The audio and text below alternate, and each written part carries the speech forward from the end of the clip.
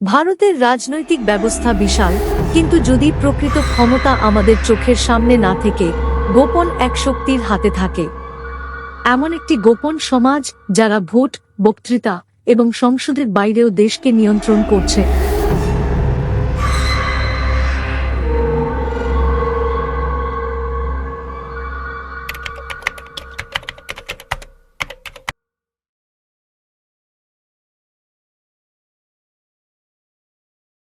ভারতের ইতিহাসে এমন বহু রাজনৈতিক অস্থিরতা ঘটেছে যার পেছনে অদৃশ্য এক শক্তির হাত থাকতে পারে। কিন্তু কে এই গোপন শক্তি?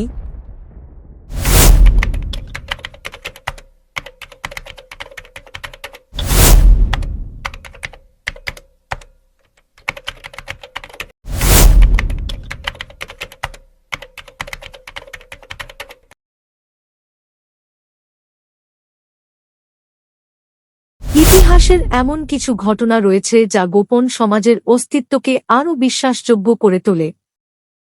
ভারতের প্রধানমন্ত্রী বিদেশে হঠাৎ মৃত্যুবরণ করেন, কিন্তু কোনো ময়নাতদন্ত হয়নি।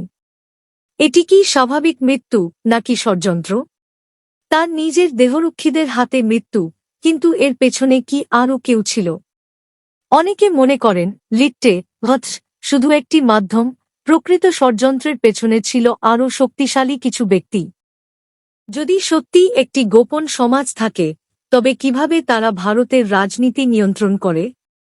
সংবাদ মাধ্যমের বেশিরভাগই নির্দিষ্ট কিছু কর্পোরেট হাউস দ্বারা নিয়ন্ত্রিত, যারা জনগণের মনোভাব গঠনের কাজ করে।